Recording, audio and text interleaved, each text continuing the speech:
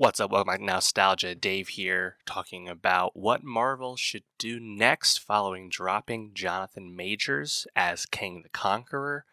A lot to get into with this one, but if you didn't know, of course, Jonathan Majors has been found guilty of abuse and some, but not all of the charges levied against him following a 2+ week trial, and quickly following the verdict, Marvel dropped Majors officially. He will no longer be in the MCU, no longer be playing Kang the Conqueror and the many Kang variants that we had seen him portray in Loki on Disney Plus, and of course Ant-Man and the Wasp: Quantumania earlier this year. And I'm not going to get into the trial too much. That has been pretty widely reported on. You can follow the whole progress of the trial and everything about it, honestly, elsewhere. I'm not going to get into that. Nonetheless, he has been officially dropped by Marvel, and there's a lot to get into with that because the MCU quite recently had been set up around Majors as Kang as the next big bad, the next central antagonist to that Marvel structure. Post Endgame, in the interim until Kang really showed up, Marvel had been a bit listless in terms of a central conflict, and there was a lot of hope that Kang, leading up into Avengers: The Kang Dynasty, and of course the introduction of Secret Wars, famously on screen, that would really get us back in the swing of central MCU storytelling. Obviously, the MCU has had a difficult few years. I've talked about that at length as projects have come out, and reception to those various projects on film, on TV, have waxed and waned, to say the least. Check out those videos for that. I'm not going to get into those details per se, but Marvel has an issue, and they've known they've had an issue for some time. There was some really good reporting out of Variety earlier in the summer about Marvel thinking about what they were going to do, and of course, knowing a Major's trial was coming up, and probably already leaning that they just didn't feel like they could move forward with him. Nonetheless, they waited until the verdict was official, not too dissimilar from how Warner Brothers waited until the Johnny Depp verdict came out in the UK before officially dropping him as Grindelwald in the Fantastic Beasts series. Pretty similar. And in that Variety reporting, Marvel apparently had been pondering not recasting Kang at all, but actually moving the storytelling in a completely different direction, perhaps moving towards the introduction of Doctor Doom, of course, famously one of the big MCU bads at large, but also, of course, assuming would be our introduction to the Fantastic Four in the MCU, which we've, of course, been patiently awaiting for alongside the X-Men ever since Disney and Marvel acquired the film rights from Fox. So that's an interesting proposition. I know we're going to get Doom, and I'm actually kind of more on the boat of let's not rush into that. Why not salvage Kang?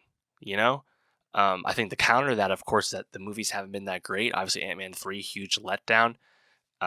Moving on from Kang probably wouldn't make a huge impact to the general audience score because Marvel's kind of been in a rough spot right now, and Kang hasn't felt like Thanos to this point.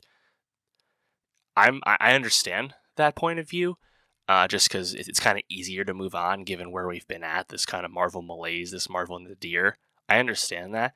That being said, it's still a good character to portray, and I think if you just kind of refocus what you're doing in general and reestablish some kind of conflict with Kang, played by a new actor, I think that's pretty compelling. And then, post Secret Wars, I assume will be introduced quite quickly into various other properties. Of course, we know the Fantastic Four movie is coming in 25, I believe it is now. The date has changed.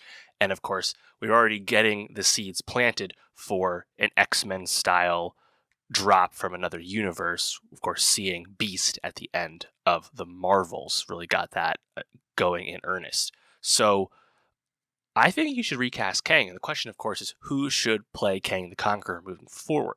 There's a lot of choices, a lot of names, a lot of people to think about. And, if you think about Jonathan Majors' performance as Kang, obviously that will not be completely copied over. But the manic energy Majors brought, I think, pretty effectively to the variant aspect of the Kang character, all these multiple personalities, opportunities to do different kinds of things. In theory, it's an appealing role as far as franchise roles go, because you actually get to do kind of a lot of acting. You can ham stuff up at times. You can do a lot of different things and demonstrate some range. It's a far cry from like a really lame, bland villain that you get in some franchise movies. That's not what this is. So who should be the choice? There's a lot of names out there. You'll see on social media trending right now: John Boyega, Damson Idris, Aldous Hodge. My pick would be Yahya Abdul-Mateen. Of course, we'll see him again as Black Manta in Aquaman 2. Nonetheless, Yahya Abdul-Mateen had been cast by the MCU in Wonder Man, a series being developed by Destin Daniel Cretton. And that has been suspiciously kind of buried. There's a lot of talk that it's been canceled, not officially confirmed at this time. Quite convenient. But Yahya Abdul-Mateen, excellent actor, of course, whether you saw him in Watchmen, you saw him on Trial of Chicago 7, film or TV, wherever you've seen him. Amazing actor. I'm a big fan of his. And I think he'd be an excellent choice to slip right into Kang. And of course, the whole recasting of Kang, I actually think could be very seamless for the MCU, who, of course, have recast before. Of course, Edward Norton to Mark Ruffalo for Bruce Banner / the Hulk. And most famously, I think, from a baggage point of view, would be Terrence Howard to Don Cheadle for Colonel Rhodey Rhodes.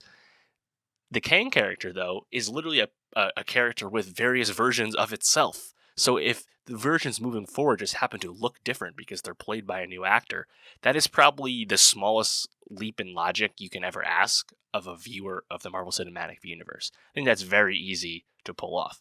You just got to pick the new character, pick the right actor, and in general, the more important thing is for the MCU to get its shit together again from a storytelling point of view. Everything else will take care of itself. You're going to have a talented person in there. So I think that would be my choice, Yahya Abdul-Mateen, especially because he seemed receptive to Marvel quite recently when he was cast as Wonder Man.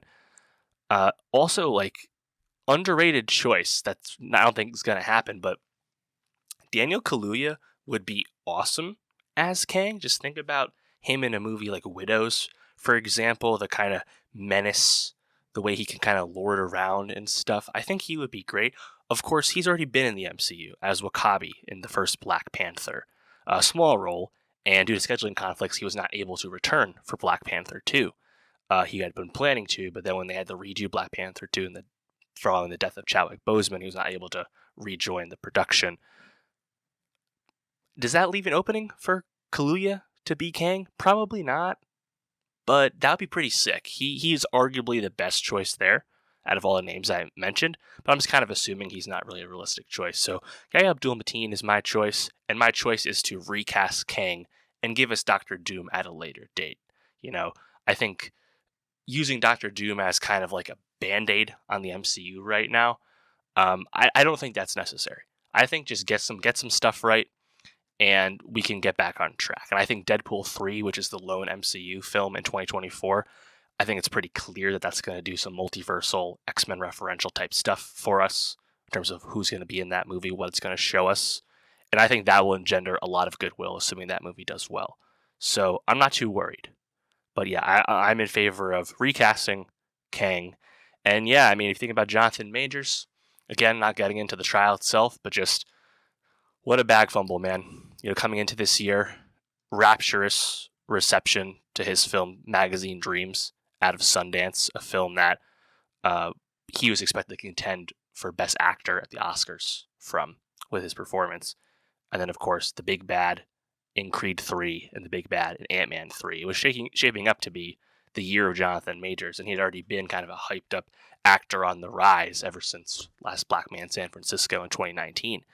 And yeah, I mean, I think Magazine Dreams, which has been pulled off the calendar for some time by Searchlight after they acquired the film, I don't even know if that movie's ever going to see the light of day, to be honest. Like how is that going to get released? Maybe the rights can revert back to the filmmakers, and the filmmakers put it out on VOD one day with no distribution. I suppose that's potentially in the cards. It's not going to happen anytime soon. And the other projects that Majors was attached to, there was a Spike Lee film, there was a Dennis Rodman film. I think we can kiss those goodbye as well. Will we see him again? Yeah, we'll probably see him again. He's not going to disappear, but it's going to be a while. And obviously, the franchise stuff is long gone. So, yeah, I mean, back fumble by him. I was a big fan of his. He's a talented guy, but I mean, he just can't really touch the dude after he's been convicted credibly in a court of law. But yeah, let me know, what do you want to see the MCU do with Kang moving forward? Do you want them to drop Kang entirely and go to Doctor Doom instead? Let me know. And for more musings about the Marvel Cinematic Universe, subscribe, and I'll see you next time.